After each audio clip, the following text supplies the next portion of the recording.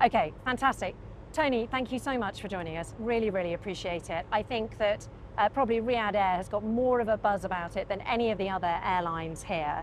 I want to start with the fact that we are actually standing in front of a helicopter, not a plane. Now, I didn't know that Riyadh Air was going to get involved with helicopters. Perhaps you could tell the story behind that. Well, we do love a good air show, and of course here we are on a beautiful Dubai sunny morning with, as you say, a Riyadh Air helicopter behind us. And of course in previous years we've come with beautiful Riyadh Air aircraft, we've released our liveries here, but today we thought a helicopter would be wonderful as well. Why? It's part of a far broader air mobility strategy, and through our concierge app in the future, let's imagine you're flying into Riyadh and you want to then through concierge connect onwards. You'll have the opportunity to take a Riyadh Air helicopter, and this is through partnership with another PIF company. It's called the Helicopter Company. So that helicopter will be something that you can add through the concierge into the basket. Perhaps it's an eVTOL, perhaps it's even a corporate jet. What you can also see behind me as well is the deal that we've done with another PIF company, which is Lucid. And this is the Lucid Air Gravity, which we brought to the air show for the first time as well. And through that concierge app, one gateway that gives you the opportunity for whatever your travel needs are with Riyadh Air. And of course, Riyadh Air, a digital airline, that was a huge part of the story right from the very start. And all of these bookings will be able to be done seamlessly, I imagine. So we're already up and running with how that concierge app works. We put our first ever daily services on to London Heathrow from the 26th of October, and people who are enjoying that service at the moment do it through the Riyadh Air concierge app. It's like proper offer order, similar to what you'd experience with noon.com or amazon.com, i.e. you select what you want, you put it in the basket. The AI will even make some suggestions as other things you might want to consider. If you like the sound of it, you put it in the basket as well, and then you transact in the way that you would do with home shopping. And back to the helicopter, in the future, if you land in Riyadh and you want to go way down to the south of the city, you might want to put the helicopter in as your further aero mobility as well. Talking about that journey there from Riyadh to London Heathrow, you've started in a really intriguing way with this kind of soft launch where people can only book if they're a member or a member of staff from the PIF. Why did you decide to take that approach? So we call it Pathway to Perfect. And of course, aviation is a complex business, and this is probably the biggest startup since Emirates. So we want to make sure that we get it right. If you look at when you see great big resorts, 5-star resorts, they very seldomly open day one at 100% occupancy. So if you follow the same logic, our Pathway to Perfect is that daily London Heathrow service is currently PIF employees plus their family members and friends. We've extended it now through other PIF wholly owned businesses, but of course for them, there's no such thing as a free lunch, and definitely not at 38,000 feet. So the deal is, we survey them, we survey them, we survey them, and we then tune and refine, tune and refine. We've got our first new delivery aircraft completely finished now in certification with Boeing. We've got the second one has gone into the paint shop this week. The third one is currently going into the final assembly line to be put together. So they're inbound. Our Pathway to Perfect will hopefully see us in the early part of the new year serving you at 38,000 feet as well. So the flights from Riyadh to Dubai starting as soon as possible in 2026. You must have been really annoyed though by the delays at Boeing. So everybody's had challenges, and I have to say, big respect to Stephanie Pope and the Boeing team. They've got better at getting better. We've been planning this for the last 3 years, since His Royal Highness the Crown Prince Mohammed bin Salman issued the decree for the establishment of the new national carrier. Less than 3 years later, we've made commitments for 182 aircraft, and we were up and running with that daily service to London Heathrow on the 26th of October. Boeing are coming good. We'll be taking those deliveries very soon, and that's how we'll get you on board as well. How soon can I book a flight from Dubai to Riyadh or vice versa? In other words, how soon are you going to start becoming a competitor for Emirates and Fly Dubai?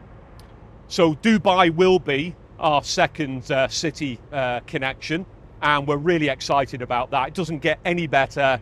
London Heathrow, Riyadh, Dubai, Riyadh. And as we all know, it's one of the world's big thick routes. So at the moment, pricing, ticket yield, Keynesian economics, demand at times is far greater than supply, and we're delighted to be able to connect these two incredible cities. In terms of that pathway to perfect, as soon as I've got a minimum of 3 aircraft, and I'm personally satisfied that our standards are at the highest level, in the new year, you'll be able to buy a ticket soon. Okay, how are you going to stand out in that, as you mentioned, very crowded, very busy market? What is your USP going to be for the customers? Glamour, grace, sophistication, refinement. Look at our cabin crew. They're walking around this Airshow. It looks like TWA, Pan Am, DiCaprio, Catch Me If You Can. They've had more selfies with people standing alongside them already. It's glamour. Look at that helicopter, look at the livery on it. Have you ever seen a helicopter like that? It's a very fine looking machine. Take a look at our aircraft liveries, but more importantly, the cabin. It's on display here today at the Dubai Airshow. It's absolutely spectacular in our opinion. But of course, as ever, it's up to the guests to choose. But I'm sure they'll go for glamour, sophistication, and requirements all day long. You've said many times that your aim is for Riyadh to become a super connector, a bit like Dubai is now. How realistic are those goals when there are these delays with the aircraft? How soon do you think you're going to be able to make that a reality?